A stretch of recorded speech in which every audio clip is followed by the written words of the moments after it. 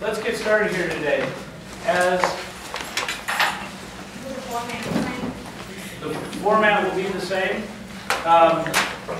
If you've been paying attention to the syllabus, you will note that there's a test coming up very, very soon.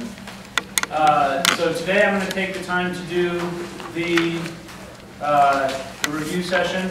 I'll open up the test this evening or this afternoon, and I'll leave it open until Saturday, Thursday, Friday, Saturday at 11:59.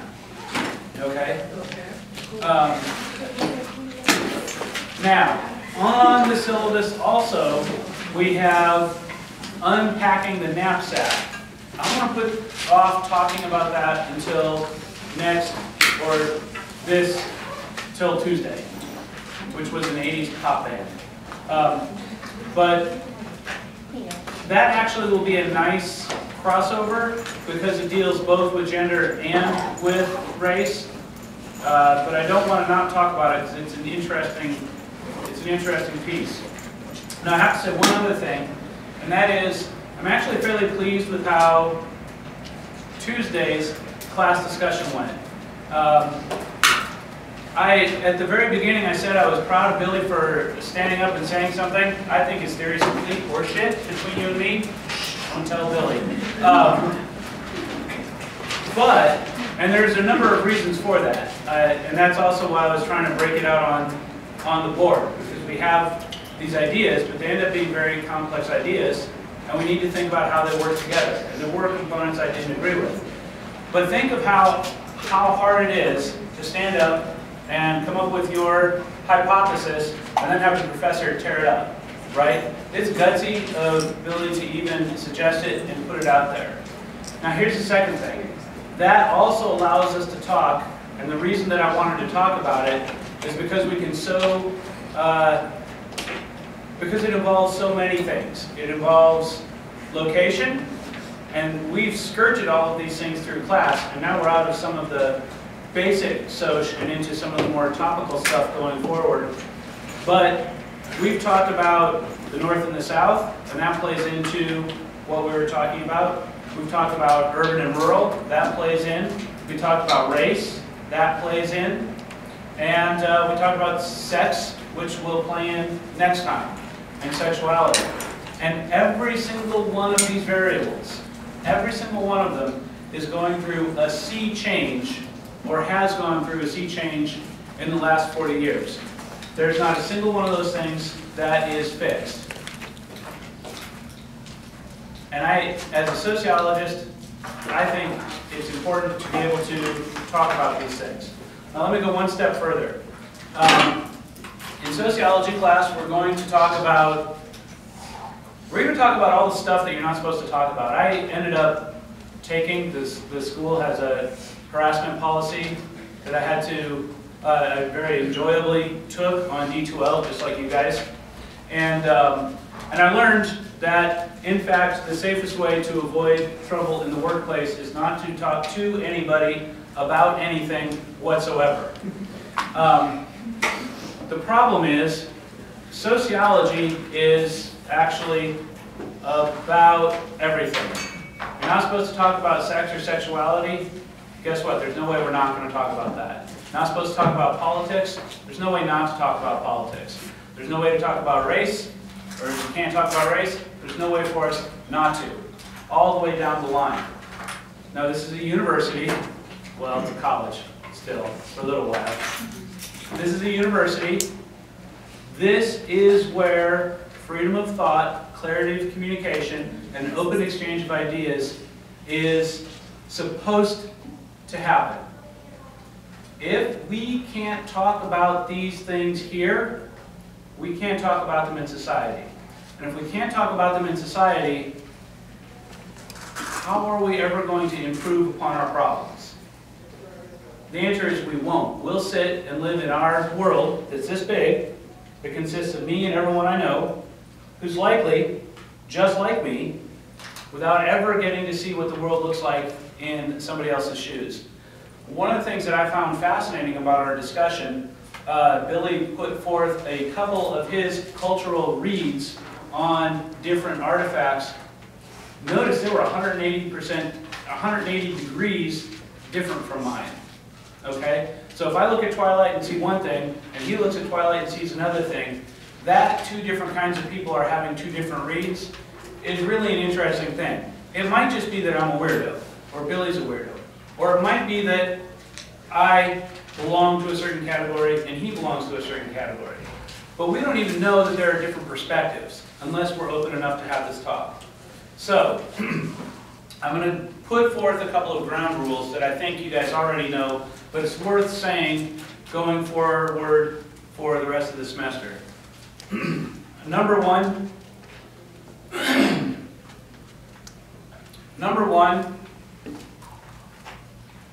grow a thick skin.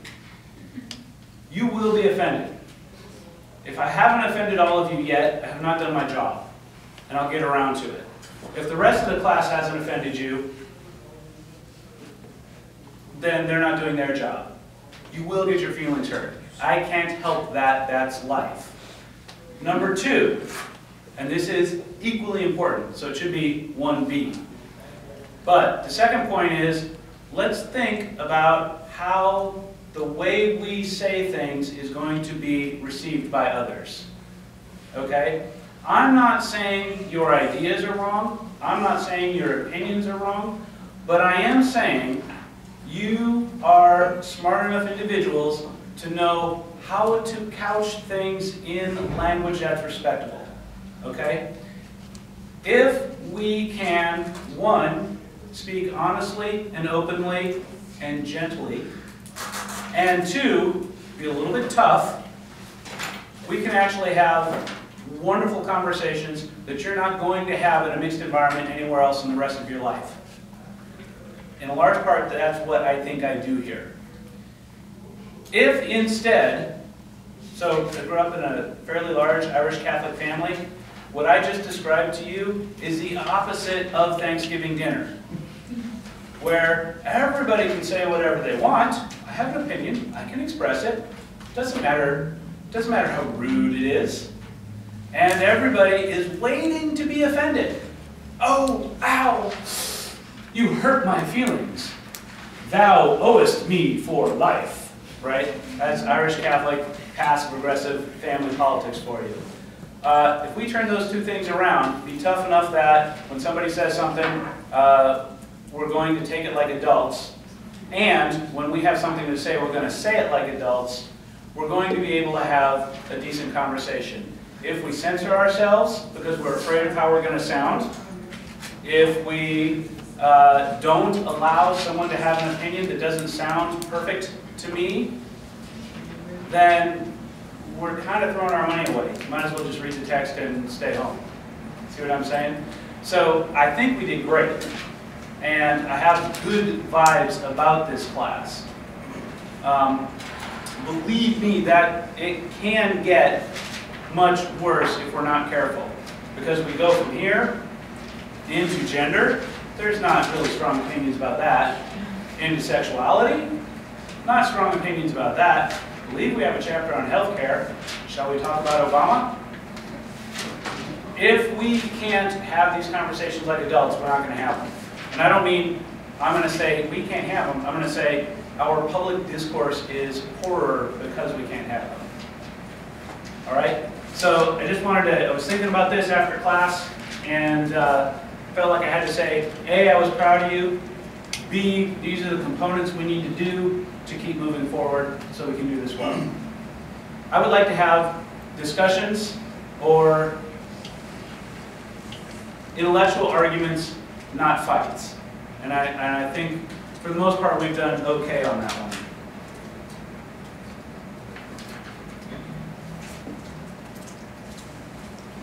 It's funny that one of the worst we almost had was like the North and the South, which was also rural and urban, right, at the same time. I love it. Okay. Let's see, what's interesting, what do you need to know? You need a light. Yes, after the test. Okay.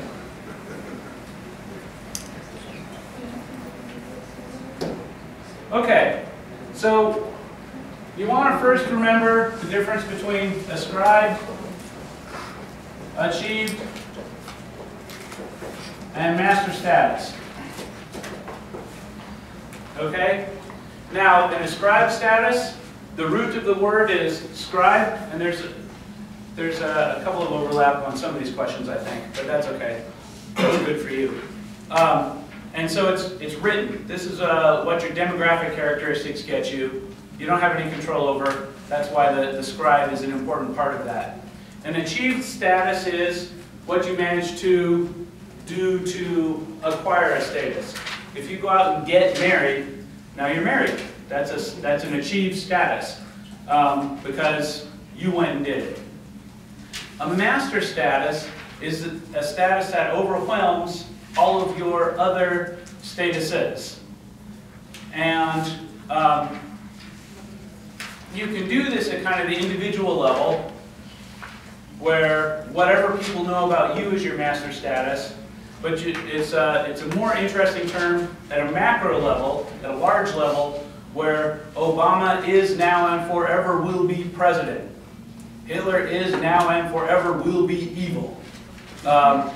These guys, whatever they were as humans, or are, because Obama's still around, whatever they are as humans is collapsed into this unidimensional status, and that's a master status for you.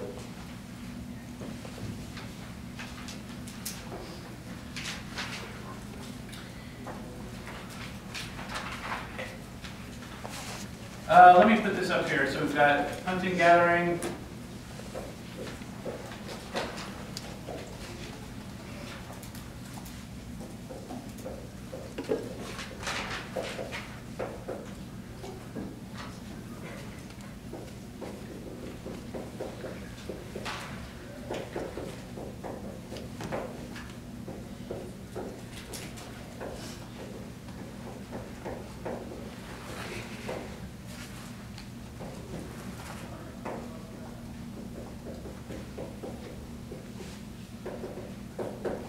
All right.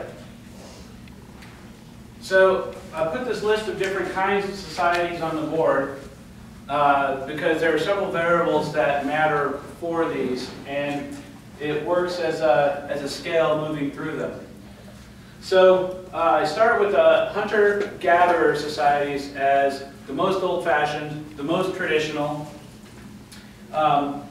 Pastoralists are very close. Those are people that follow herds of animals around. And I put this horticulturalist kind of in between these two old guys and agriculture. All right?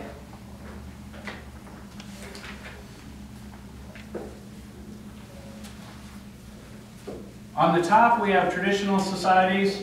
On the bottom we have contemporary societies. Although there are elements of these in, however you say, less developed societies without sounding, you know, ethnocentric. These people still exist in the world, but these are contemporary societies for the sake of this discussion. In these societies, the traditional societies, your individualism is low, first of all. Second of all, the farther back we go, the lower wealth is, overall wealth, and the lower inequality is. So if we're talking about hunter-gatherers, these are, in today's words, we call them communistic hippies. They have about the same wealth, about the same wealth, and about the same material well-being for everyone in the group. If there's food, everyone's eating, right? As we move into agricultural societies, however, that agriculture allows for surplus. That surplus is wealth. And as soon as we have wealth, we start to have inequality and we start to have more conflict. Now there's some conflict and some inequality here, of course, but as we come down, we get more inequality and more conflict as we move through these. Go ahead. All of this was on the last exam. It's going to be on this one. There are a few questions. Is that okay? Oh, I'm. That's what I was thinking. I was thinking, it's probably good. But I like it. I like it. You like it.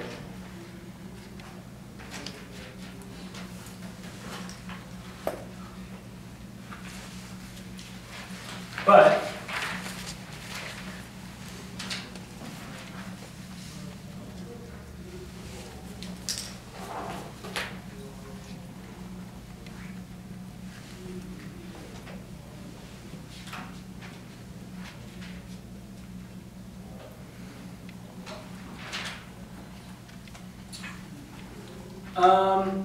in-groups and out-groups. And this plays into a few more of these. So,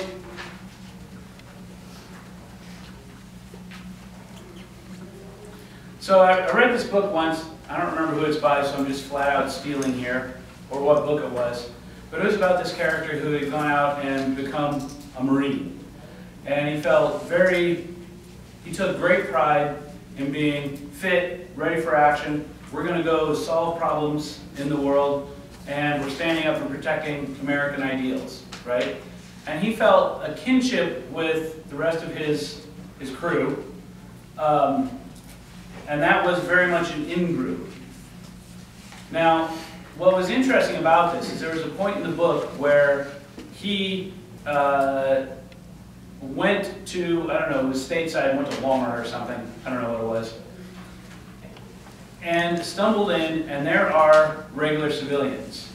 Now, regular civilians are not in the Marines with him, right? They're a part of the outgroup. And regular civilians are, I don't know if you've been to Walmart lately, they're fat, they're lazy, they're slovenly, they go out in public in their pajamas, and they seem to think that 12 cents on a soda pop is worth throwing a hissy fit over. This guy, and there was this interesting realization that was the interesting part of the book, that here I am out here standing up for these ideals and these people, and I don't even like these people. And there was something of, I don't know, then there's the rest of the books going on. The point behind this story is not that there's anything wrong with Marines or Walmart people, but when you've got an in-group, one of the downsides is that you can have very negative opinions about the outside group, right? Now, does that mean that the outside group always has to be obnoxious? And the answer to that is no. With the recent Pope, the Jesuits can say, yeah, we won that one, woohoo! And the Benedictines, oh, dang it, lost again. It's friendly competition, friendly rivalry, right? When Alabama beats Notre Dame, we kind of go, okay. We don't hate Alabama too much, right?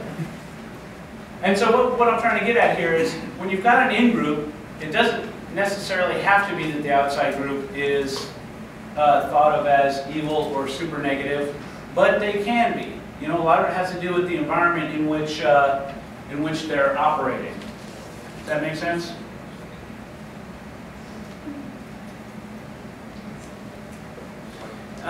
We talked about Ash and we talked about Milgram. In the Milgram experiments, there was a lot of pressure, peer pressure, not even peer, authority pressure on the people in the experiments to keep going. And one of the things that comes out of this is exactly how much people are willing to hurt somebody else if they've got an authority figure telling them they should do it. Folks, I think that still troubles people. It certainly troubled people back when they were done. As interesting as Milgram is, the Ash experiments put a different face on conformity pressure. The Ash experiments are the one with the lines on the board, and which line is longest. And in that experiment, you get overwhelming agreement with the consensus, even though there's no peer pressure whatsoever, and even though there's no way to misunderstand the question. It's completely clear Nobody's leaning on them, and they still go against what they thought was the correct answer. Okay? That's ash. So the difference here is the other one is no pressure. Pilgrim was a lot of pressure. Right. With Pilgrim, you've got the pressure from the authority. From ash, it's self-censorship. Like, and the language that the book uses is, I'm afraid of alienating. What kind of word is that? I'm afraid of alienating other people. Like, so I'm here, everyone else is saying one thing. It's clear to me that this is wrong. I don't want to alienate myself or them, so I don't give the answer that looks like it's going to be correct. Okay? Now, that gives us a beautiful bridge into the concept of groupthink. So recall with groupthink, and you end up with, there are all sorts of examples, but with groupthink, what you have is you have a group of people who are supposed to be working up some sort of action, right? Some sort of decision plan, be it corporate strategy, military strategy, whatever. And they're sitting around trying to work this out, and they will come to an apparent consensus. Now, they'll come to that apparent consensus despite the fact that at least one of them has some sort of misgivings about that consensus. When you go back, when the researchers would go back, or journalists, and interview people, they would find not just one person had misgivings, but in fact, most of the folks there had misgivings. But because no one voiced their misgivings, there was no, each person felt as if they were the person in the ash experiment.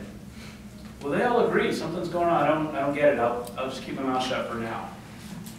How much of that was money oriented toward that? Well, yes, but I mean, you're absolutely right.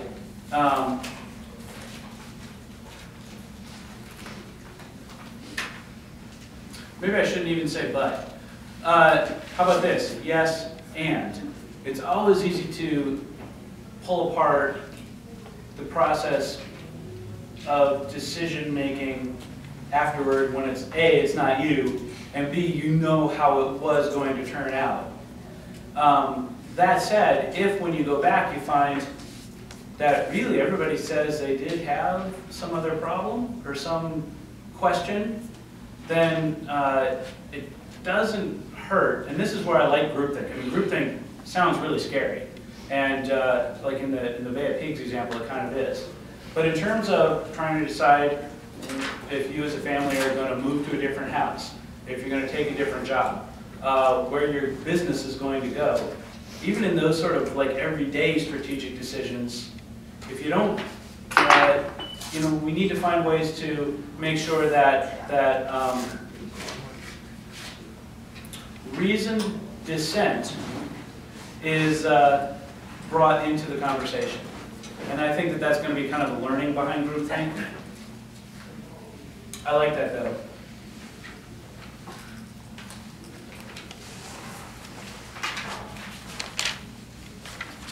It makes me think of another book. I think this one was by Talib, but I'm not 100% sure. Where it was saying if you actually go back and look at the decisions people made, and you ask, that was the wrong decision. This character, I don't think, maybe it wasn't Talib. This character was saying that there really isn't a wrong decision because when you looked at the evidence you had at the time, that was the most reasonable decision. Knowing what happens now, you look back and you say, well, the outcome wasn't something I liked, but if you didn't have that information at that point in time, you can't call it. But that's a little bit like epistemological and theoretical and farther than we need to go.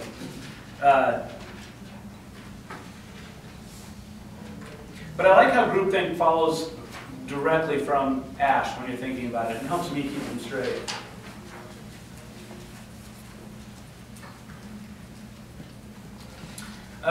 Social groups. There are a few different kinds of social groups.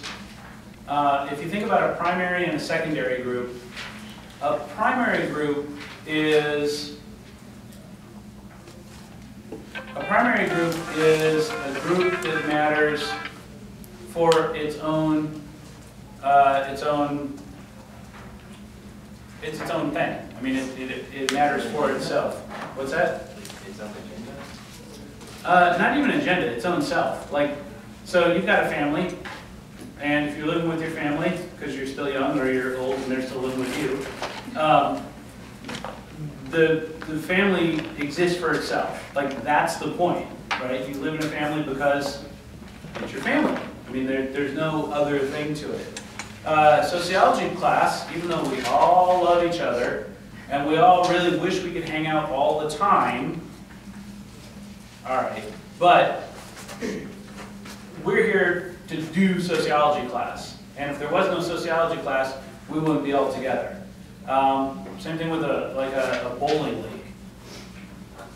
I don't know who bowls in leagues nowadays, but it doesn't matter how good of friends you are at all.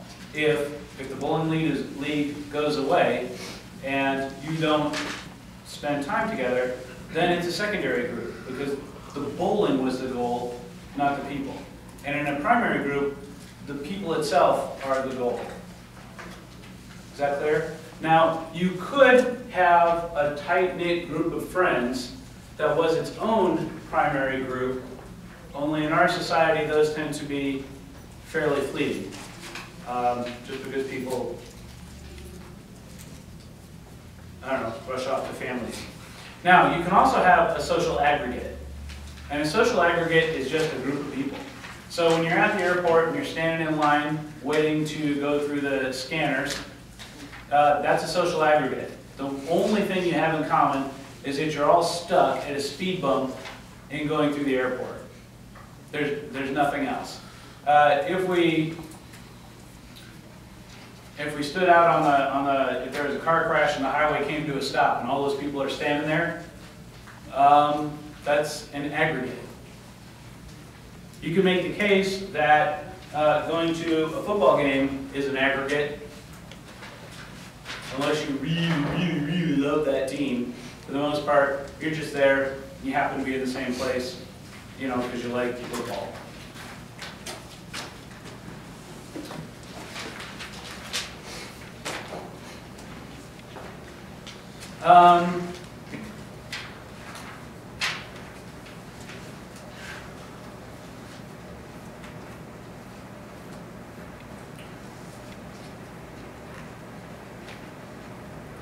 I want to talk a little bit about bureaucracy and leadership style. Let me start with leadership style.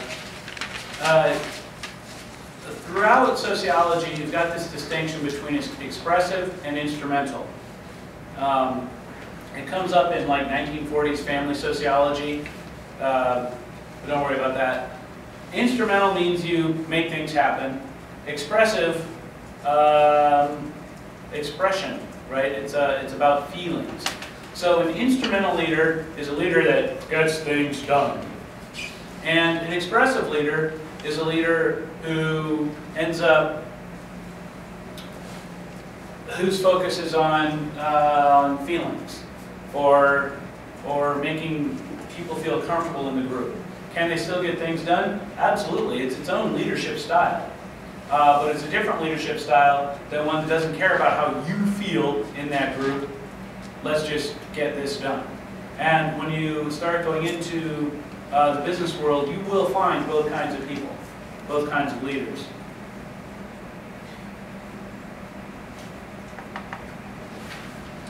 If we think about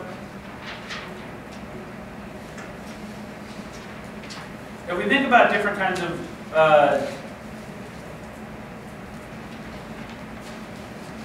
well, again, a little bit more on leadership style, I guess the best way to do this. You can build a scale that puts authoritarian and dictatorial styles on one end. Get this done now. I don't care how you feel, I don't care if it makes you cry, I don't care if it hurts, do it now, period, right? That's one style. All the way over to the other end is going to be laissez-faire. But in the middle, you've got some of that expressive, you've got democratic, you've got consensus. I guess consensus is getting out this way. By the time you get to laissez-faire, you end up, laissez-faire, think of laissez-faire capitalism is the government doesn't get involved, you do what you want with your money. So laissez-faire leadership is almost non-leadership, all right? Now, and so this is funny, I think Pickett's charge. Everybody knows the Civil War, Battle of Gettysburg, right? So Pickett's charge was like Lee's last chance to try and break the Union. He thought he might be able to do it, lined up all his guys, aimed at one point, and it didn't work, right? Okay, so there's the dictatorial approach. You go there. And they say, okay. And so they do, right? It works better in war. Then there's the democratic approach. Hey folks, I think we're going to try and attack the angle. That sounds like a good plan to me. I think this is an effective strategy. Okay, fellas, who's with me? Oh, yeah, I think we should. Well, no, it doesn't sound like a very good plan, sir. Okay, the ayes have it. We're going. Well, that's not very good for war. Even worse for war is the Quakers, consensus style. Well, okay, nays. We respect that you feel that way. We won't go until we get you on our side, until we all agree. What can we do to convince you this is the right tactic? Right? Well, so then they're going to sit and debate until they all agree. Well, they're not all going to agree. So very bad for war. Even worse, the absolute worst for war is laissez-faire. I think we're going to go attack the angle there. Okay, you do that. Hey, want to play more cards? Who's got the whiskey? I need some eggs. And a few people are going to go and attack. It's just not going to fly. Now, the thing is that these different leadership styles do work in different organizations. But a lot of times it has a lot to do with how much needs to be accomplished, how quickly. And in war, your feelings don't matter, right? But speed and effectiveness of implementation of your strategy really, really do matter. If you're running a small entrepreneurial company, you may well all need to be in consensus with what it is you're going to do strategically. And if you've got a small company of 4 or 5 people and a handful of staff, and somebody's trying to be a dictator, your company's not going to last very long. Right? So different environments need different kinds of different kinds of leadership.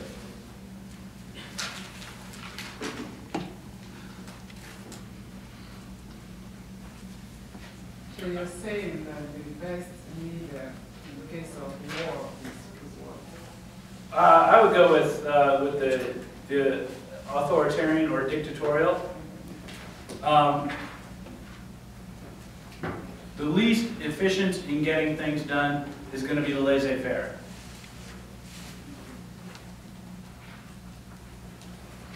Let's see here. Moving on down. Let me give you a technical definition of bureaucracies, and then we'll talk about them a little bit.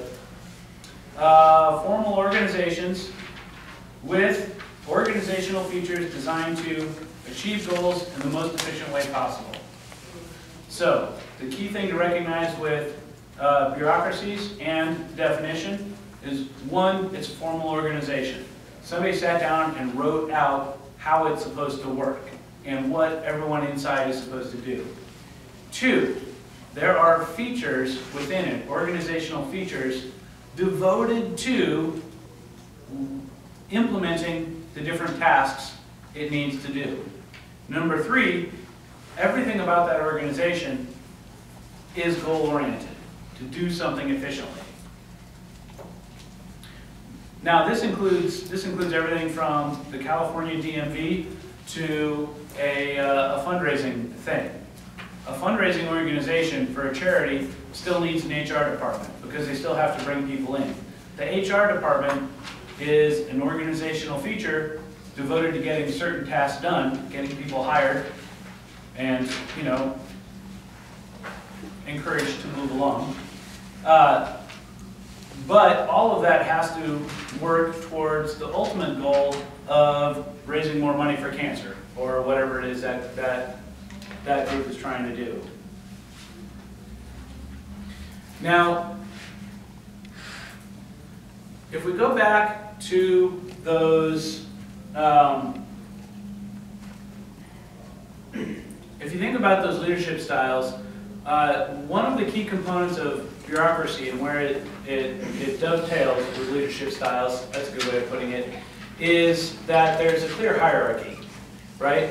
And the larger an organization is, the clearer the hierarchy needs to be. Essentially, somebody's got to say what's going to happen, and the people below them have to do it. And there has to be a clear chain of command. Notice again, something large like California DMV can't have someone in the middle sort of interpreting what they think the person above them thinks needs to happen. No, you know, they get told what to do and they pass it on. And even some of the supposedly flexible or supposedly nimble bureaucratic styles that allow for decision-making capability of people lower in the food chain, even that decision-making capability is happening within very specific boxes. So, so there you go.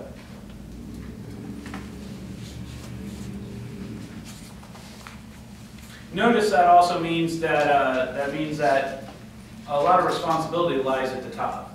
You know, like theoretically, you have the best people at the top, and that's a good thing, hopefully, because you got to hope that they've got the right organizational strategy going on.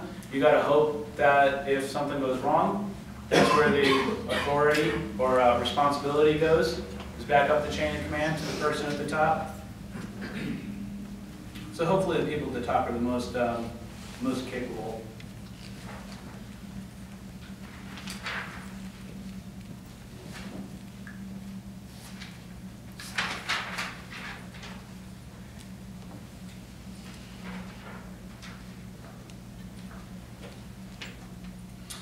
A couple of ways that bureaucracies can, I won't say break down, but I will say get off track. Ways they can screw up is one, bureaucratic ritualism, losing sight of whatever it is, whatever the overarching goal is, whatever it is they do, and just going through the motions. And maybe for understanding this, it's easiest to think of someone in a specific position. You know, whoever the administrative assistant is, the secretary person is, they know where to find this form, you know, on the intra-web somewhere. And so they know everything about their intraweb, and that's, you know, whatever else is going on, they're going through the rituals of, we need this paper for this, we need this paper for this, we need this paper for this. And okay, well at some point you're not fulfilling your goals, you're just enacting the bureaucracy. Does that make sense? And a bureaucracy can do that too. That actually goes nicely with self-perpetuation. The other thing is, I don't know. I mean, it sounds like just an a priori truth. But if you've got a social organization, a bureaucracy, that's running fairly well, it tends to develop a life of its own, if you will. And as such, it seeks not to die. And so, regardless of if we're effectively raising money for this cancer project, the bureaucracy is good. And so that's what we're doing. But there's the cancer project over there, right? Or, even worse, for a cancer fundraising project, they just solved breast cancer. Well, that's good for breasts. Bad for breast cancer research fundraisers. So, bureaucratic perpetuation is going to say, well, we've got a bureaucracy, what are we going to do next? There's, you know, specifically that's mission creep, but in the overall thing, it's the bureaucracy seeking to keep the organization running despite the overarching goals, right?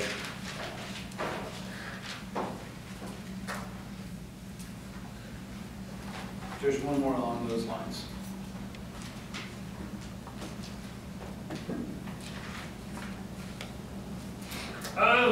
Trained incapacity. Absolutely. So trained incapacity, I 100% love. I know I gave you this example, but say you're at Borders bookstore, and someone comes in and says, I work for Middle Georgia State College, and I want to buy 1,000 books. Okay? Borders bookstore lady? We don't do that, sir.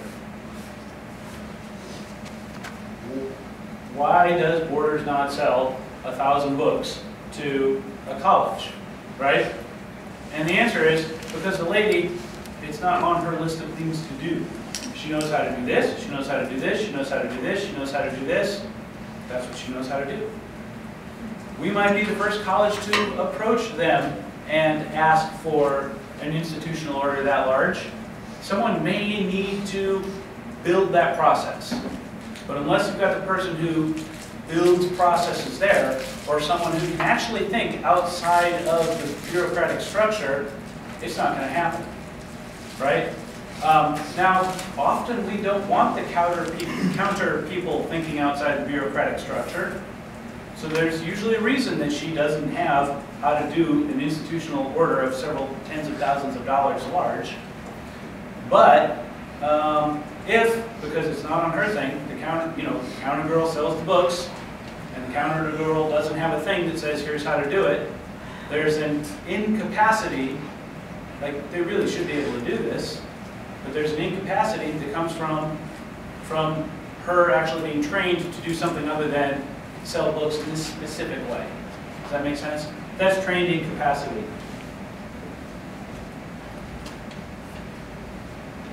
And it seems to me that that's actually kind of a real problem with structures. But that's me. I don't know that that's professional sociology's opinion or not.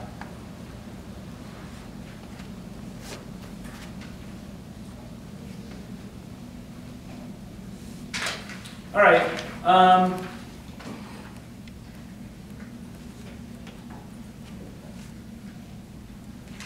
Deviance. So let's start with Durkheim. And there's actually I guess I like Durkheim because I have a lot of Durkheim questions. So Durkheim starts with the assumption that deviance is necessary or ineradicable, meaning you're not going to be able to get rid of it. Now, he makes this argument on a handful of levels. On the first level, he's going to make the case that, in fact, because we humans vary on everything, even in a quote-unquote perfect society, we would find something to complain about our neighbors over. Yeah, I think that makes sense. So even if there was no rape, no murder, no crack, I don't know what we'd make jokes about. Even if in a world where there was none of that, people still get to class at different times. People still wake up at different times. People still are taller or shorter or skinnier or fatter, right? Because we vary on every single possible variable we have. At some point, somebody would say, well, these outliers are deviant, right? Think of height. Some people are tall, some people are short. That's how God made us. Unless it's your child that happens to be really short and doesn't really seem like they're coming along, we can actually find a physician that's going to diagnose him or her as suffering from low human growth hormone, and we're going to get injections and grow that poor kid. We vary on height. We're willing to say this person is too short. If we're talking about behavior, that labeling and that willingness to intervene is what deviance is. And so if all we had to worry about was running in the halls and chewing gum in class, then we make rules and act on those things. So that's one one way you're not going to get rid of it. Another way you're not going to get rid of it is it actually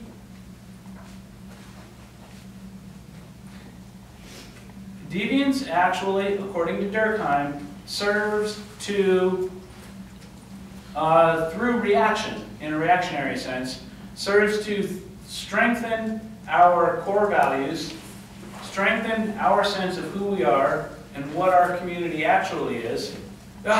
We don't do that. He's not one of us. No, no, no, no, no. That's unacceptable, right? We're drawing boundaries and saying who we are and what is actually acceptable.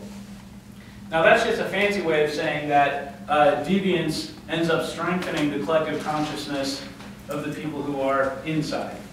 Okay? Now Durkheim also, I believe, works from the assumption that no matter how strong the collective consciousness is, you're not going to completely stop people from screwing around. So his perspective is really working from an understanding that, one, people vary and their behavior varies, so you're not going to fix it. Two, there are some positive outcomes.